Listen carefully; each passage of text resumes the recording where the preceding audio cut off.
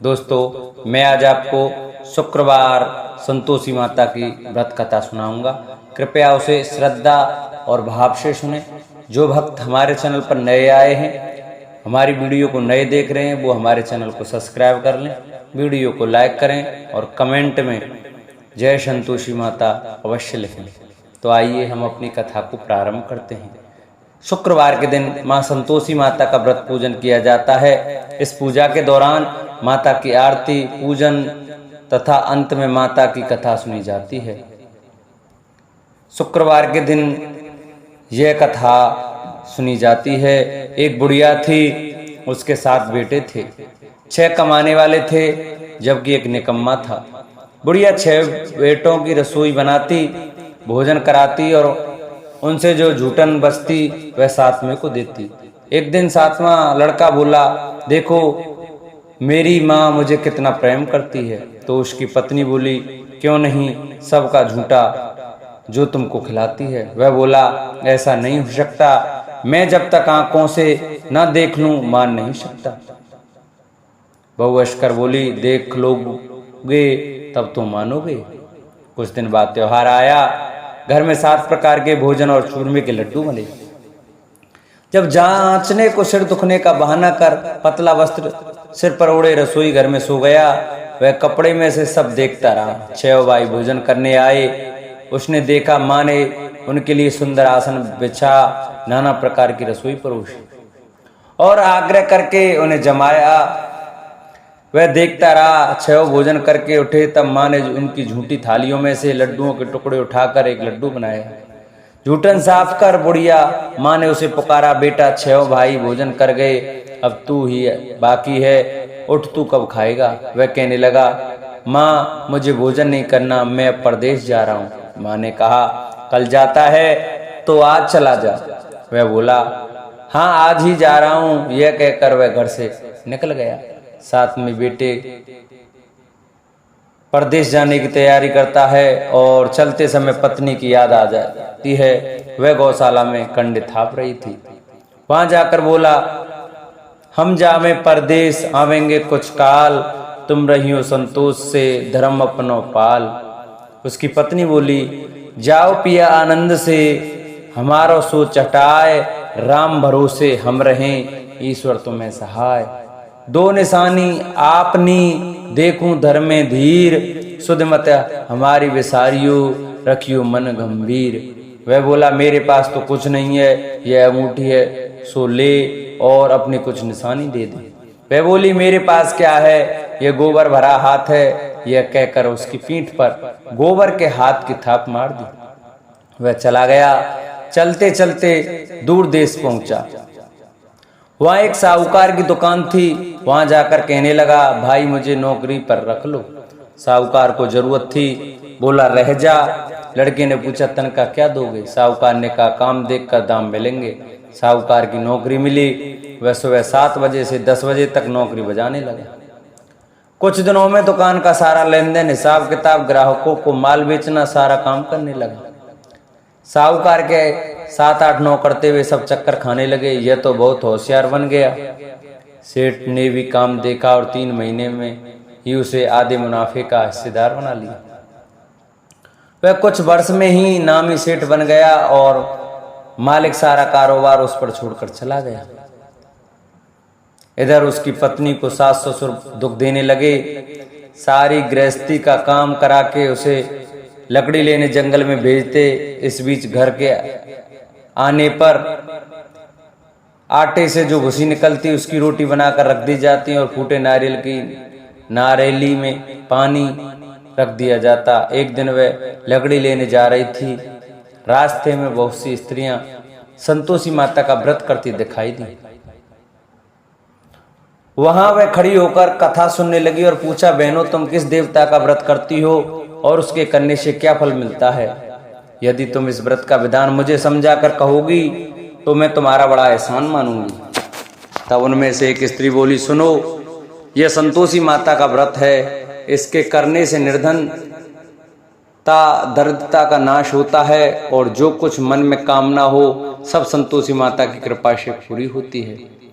तब उसने उससे व्रत की विधि पूछी। संतोषी माता की व्रत विधि उन्होंने बताई। वह भक्तन बोली, सवा आने का गुड़ चना लेना, इच्छा हो तो 5.25 आने का लेना या 1.25 रुपया का भी सहूलियत के अनुसार लाना। बिना परेशानी और श्रद्धा व प्रेम से जितना भी बन पड़े सवाया लेना। प्रत्येक शुक्रवार को निराहार रहकर कथा सुनना, इसके बीच क्रम टूटे नहीं, लगातार नियम पालन करना। सुनने वाला कोई न मिले तो घी का दीपक जला उसके आगे या जल के पात्र को सामने रखकर कथा कहना। जब कार्य सिद्ध ना हो नियम का पालन करना और कार्य सिद्ध हो जाने पर व्रत का उद्यापन करना। 3 मास में माता फल पूरा करती हैं। यदि किसी के ग्रह खोटे भी हों तो भी माता वर्ष भर में कार्य सिद्ध करती हैं। फल सिद्ध होने पर उद्यापन करना चाहिए, बीच में नहीं। उद्यापन में अड़ाई, सेर आटे का खाजा तथा इसी परिणाम से खीर तथा चने का साग करना। 8 लड़कों को भोजन कराना। जहां तक मिले जेठ देवर भाई बंधु के हों, न मिले तो रिश्तेदारों और पास पड़ोसियों को बुलाना, उन्हें भोजन करा, यथाशक्ति दक्षिणा दे, माता का नियम पूरा करना। उस दिन घर में खटाई न खाना। यह सुन बुढ़िया कि वह वहां से चल दी। व्रत का प्रण करना और माता संतोषी का दर्शन देना। रास्ते में लकड़ी के बोझ को बेच दिया और उसने पैसों से गुड़ चना ले माता के व्रत की तैयारी कर आगे चली और सामने मंदिर देखकर पूछने लगी, यह किसका मंदिर है?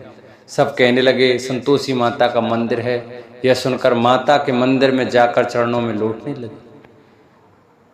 दीन हो विनती करने लगी, माता मैं निपट ज्ञानी हूँ, व्रत के कुछ भी नियम नहीं जानती, मैं दुखी हूँ। हे माता जगत जननी, मेरा दुख दूर कर, मैं तेरी शरण में हूँ। माता को दया आई। एक शुक्रवार बीता कि दूसरे शुक्रवार को उसके पति का पत्र आया। तीसरे शुक्रवार को उसका भेजा हुआ पैसा आ पहुंचा। यह देख जेठ जेठानी मुंह सिकोड़ने लगे। लड़के ताने देने लगे। काकी के पास पत्र आने लगे, रुपया आने लगा। अब तो काकी की खातिरी बढ़ेगी। बेचारी सरलता से कहती, भैया कागज आवे रुपया आवे, हम सब के लिए अच्छा है। ऐसा कहकर आंखों में आंसू भरकर संतोषी माता के मंदिर में मातेश्वरी के चरणों में गिरकर रोने लगी। माँ मैंने तुमसे पैसा कब मांगा है? मुझे पैसे से क्या काम है? मुझे तो अपने सुहाग से काम है। मैं तो अपने स्वामी के दर्शन मांगती हूँ। तब माता ने प्रसन्न होकर कहा, जा बेटी तेरा स्वामी आएगा। यह सुनकर खुशी से बावली होकर घर में जा काम करने लगी। अब संतोषी माँ विचार करने लगी, इस भोली पुत्री को मैंने कह तो दिया कि तेरा पति आवेगा, लेकिन कैसे? वह तो इसे स्वप्न में भी याद नहीं करता। उसे याद दिलाने को मुझे ही जाना पड़ेगा। इस तरह माताजी उस बुढ़िया के बेटे के पास जा स्वप्न में प्रकट हो कहने लगी, साहूकार के बेटे सो रहा है या जागता है? वह कहने लगा, माता सोता भी नहीं जागता भी नहीं हूँ, कहो क्या आज्ञा है? माँ कहने लगी, तेरे घर बार कुछ है कि नहीं? वह बोला, मेरे पास सब कुछ है, माँ बाप है, बहू है, क्या कमी है? माँ बोली, भोले पुत्र तेरी बहू घोर कष्ट उठा रही है। तेरे माँ बाप उसे परेशानी दे रहे हैं, वह तेरे लिए तरस रही है, तू उसकी सुध ले। वह बोला, हाँ माताजी यहाँ तो मालूम है, परंतु जाऊं तो कैसे? परदेश की बात है, लेन देन का कोई हिसाब नहीं है, कोई जाने का रास्ता नहीं आता, कैसे चले जाऊं? माँ कहने लगी, मेरी बात मान, सवेरे नहा धोकर संतोषी माता का नाम ले, घी का दीपक जला, दंडवत कर, दुकान पर जा बैठ। देखते देखते सारा लेन देन चुक जाएगा, जमा का माल बिक जाएगा, सांझ होते होते धन का भारी ढेर लग जाएगा।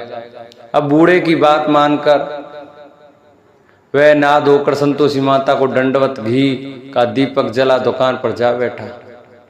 थोड़ी देर में रुपया देने वाले आने लगे, लेने वाले हिसाब लेने लगे। कोठे में भरे सामान के खरीदार नगद दाम में सौदा करने लगे। शाम तक धन का भारी ढेर लग गया। मन में माता का नाम ले चमत्कार देख प्रसन्न हो घर जाने के वास्ते गहना कपड़ा सामान खरीदने लगा। यहाँ से काम निपट तुरंत घर को रवाना हुआ। उधर उसकी पत्नी जंगल में लकड़ी लेने जाती है। लौटते वक्त माता जी के मंदिर में विश्राम करती है। वह तो उसके प्रतिदिन रुकने का जो स्थान ठहरा, धूल उड़ती देख वह माता से पूछती है, हे माता, यह धूल कैसी उड़ रही है? माता कहती है, हे पुत्री, तेरा पति आ रहा है। अब तू ऐसा कर, लकड़ियों के 3 बोझ बना ले, एक नदी के किनारे रख और दूसरा मेरे मंदिर पर और तीसरा अपने सिर पर। तेरे पति को लकड़ियों का गट्ठा देख मोह पैदा होगा, वह यहाँ रुकेगा, नाश्ता पानी खाकर माँ से मिलने जाएगा। तब तू लकड़ियों का बोझ उठाकर जाना और चौक में गट्ठर डालकर जोर से आवाज लगाना, लो सासू जी, लकड़ियों का गट्ठर लो, भूसे की रोटी दो, नारियल के खेपड़े में पानी दो। आज मेहमान कौन आया है? माता जी से बहुत अच्छा कहकर वह प्रसन्न मन से लकड़ियों के 3 गट्ठर बनाए, एक नदी के किनारे पर और एक माता जी के मंदिर पर। इतने में मुसाफिर आ पहुंचा। सूखी लकड़ी देख उसकी इच्छा उत्पन्न हुई कि हम यहीं पर विश्राम करें और भोजन बनाकर खा पी कर गाँव जाएं। इसी तरह रुककर भोजन बना, विश्राम करके गांव को गया, सबसे प्रेम से मिला। उसी समय सिर पर लकड़ी का गट्ठर लिए वह उतावली सी आती है। लकड़ियों का भारी बोझ आंगन में डालकर जोर से 3 आवाज देती है, लो सासू जी, लकड़ियों का गट्ठर लो, भूसे की रोटी दो, आज कौन मेहमान आया है? यह सुनकर उसकी सास बाहर आकर अपने दिए हुए कष्टों को भुलाने हेतु कहती है, बहू ऐसा क्यों कहती है? तेरा मालिक ही तो आया है, आ बैठ, मीठा भात खा, भोजन कर, कपड़े गहने पहन। उसकी आवाज सुन उसका पति बाहर आता है, अंगूठी देख व्याकुल हो जाता है। माँ से पूछता है, माँ यह कौन है? माँ बोली, बेटा यह तेरी बहू है, जब से तू गया है तब से सारे गांव में भटकती फिरती है, घर का काम काज कुछ करती नहीं, 4 पहर आकर खा जाती है। वह बोला, ठीक है माँ, मैंने इसे भी देखा और तुम्हें भी, अब दूसरे घर की चाबी दो, उसमें रहूंगा। माँ बोली, ठीक है, तेरी जैसी मर्जी। तब वह दूसरे मकान की 3री मंजिल का कमरा खोल सारा सामान जमाया। एक दिन मैं राजा के महल जैसा ठाटबाट बन गया। अब क्या था, बहू सुख भोगने लगी। इतने में शुक्रवार आया। शुक्रवार व्रत के उद्यापन में कि वह कहने लगी तो को उसके पति ने कहा, मुझे संतोषी माता के व्रत का उद्यापन करना है। पति बोला, खुशी से कर लो। वह उद्यापन की तैयारी करने लगी। जेठानी के लड़कों को भोजन के लिए कहने गई। उन्होंने मंजूर किया, परंतु पीछे से जेठानी ने अपने बच्चों को सिखाया, देखो भोजन के समय खटाई मांगना, जिससे उसका उद्यापन पूरा ना हो। लड़के जिमने आए, खीर खाना पेट भर खाया, परंतु बाद में खाते ही कहने लगे, हमें खटाई दो, खीर खाना हमको नहीं भाता। देखकर अरुचि होती है। वह कहने लगी, भाई खटाई किसी को नहीं दी जाएगी, यह तो संतोषी माता का प्रसाद है। लड़के उठ खड़े हुए, बोले, पैसा लाओ। भोली बहू कुछ जानती नहीं थी, उन्हें पैसे दे दिए। लड़के उसी समय हट करके इमली खटाई ले खाने लगे। यह देखकर बहू पर माताजी ने कोप किया। राजा के दूत उसके पति को पकड़ ले गए। जेठ जेठानी मन माने वचन कहने लगे, लूट लूट कर धन इकट्ठा कर लाया है, अब सब मालूम पड़ जाएगा जब जेल की मार खाएगा। बहू से यह सहन नहीं हुआ और रोती हुई माता जी के मंदिर गई। कहने लगी, हे माता, तुमने क्या किया? हंसाकर अब भक्तों को रुलाने लगी। माता बोली, बेटी तूने उद्यापन करके मेरा व्रत भंग किया है। वह कहने लगी, माता मैंने कुछ अपराध किया है, मैंने तो भूल से लड़कों को पैसे दे दिए, मुझे क्षमा करो, मैं फिर तुम्हारा उद्यापन करूंगी। माँ बोली, अब भूल मत करना। वह कहती है, अब भूल नहीं होगी, अब बतलाओ वे कैसे आवेंगे। माँ बोली, जा पुत्री, तेरा पति तुझे रास्ते में आता मिलेगा। वह निकली, राह में पति आता मिला। वह पूछी, कहाँ गए थे? वह कहने लगे, इतना धन जो कमाया उसका टैक्स राजा ने मांगा था, वह भरने गया था। वह प्रसन्न हो बोली, भला हुआ, अब घर को चलो। कुछ दिन बाद फिर शुक्रवार आया, फिर व्रत का उद्यापन किया। वह बोली, मुझे फिर माता का उद्यापन करना है। पति ने कहा, करो बहू। फिर जेठ जेठानी के लड़कों को भोजन के कहने गई। जेठानी ने एक तो बातें सुनाई और लड़कों को सिखाने लगी, तुम सब लोग पहले की तरह खटाई मांगना। लड़के भोजन से पहले कहने लगे, हमें खीर खानी नहीं, हमारा जी बिगड़ता है, कुछ खटाई खाने को दो। वह बोली, खटाई किसी को नहीं मिलेगी, आना है तो आओ। वह ब्राह्मण के लड़के लाकर भोजन कराने लगी। यथाशक्ति दक्षिणा दी। एक एक फल उन्हें दिया। संतोषी माता प्रसन्न हुई। माता की कृपा से 90 मास में उसके चंद्रमा के समान सुंदर पुत्र प्राप्त हुआ। पुत्र को पाकर प्रतिदिन माता जी के मंदिर को जाने लगी। माँ ने सोचा ये रोज आती है, आज क्यों ना इसके घर चलूं। यह विचार कर माता ने भयानक रूप बनाया। गुड़ चने से सना हुआ मुख, ऊपर सूंड के समान होठ, उस पर मक्खियां भिन भिना रही थीं। दहली पर पैर रखते हुए उसकी सास चिल्लाई, देखो रे कोई चुड़ैल डाकिन चली आ रही है, लड़को इसे भगाओ नहीं तो किसी को खा जाएगी। लड़के भागने लगे, चिल्लाकर खिड़की बंद करने लगे। बहू रोशनदान से देख रही थी, प्रसन्नता से पगली बन चिल्लाने लगी, आज मेरी माता जी मेरे घर आई हैं। वह बच्चे को दूध पीने से हटाती है, इतने में सास का क्रोध फट पड़ा। वह बोली, क्या उतावली हुई है, बच्चे को पटक दिया। इतने में माँ के प्रताप से लड़के ही लड़के नजर आने लगे। वह बोली, माँ मैं जिसका व्रत करती हूँ यह संतोषी माता है। सब ने माता के चरण पकड़ लिए और विनती कर कहने लगे, हे माता हम मूर्ख हैं, अज्ञानी हैं, तुम्हारे व्रत की विधि हम नहीं जानते, व्रत भंग कर हमने बड़ा अपराध किया है।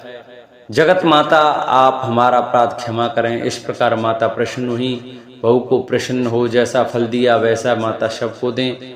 जो यह कथा सुने उसको सभी मनोरथ पूर्ण हो, और जो यह कथा पढ़े उनके भी सभी मनोरथ पूर्ण हो। बोलो संतोषी माता की जय। जिन भक्तों को हमारी यह वीडियो, हमारी यह कथा अच्छी लगी हो वो हमारी कथा को आगे शेयर करें, चैनल को सब्सक्राइब करें और बेल आइकन घंटा है उसको दबाना ना भूलें, जिससे भी जो वीडियो हम नहीं डालें वो आपके पास पहुंचे और आप हमारी नई नई वीडियो देख सकें, हमारी नई नई कथा सुन सकें। हमारे चैनल को सब्सक्राइब कर वीडियो को लाइक करें और कमेंट में ओम संतोषी माता की जय लिखना न भूलें।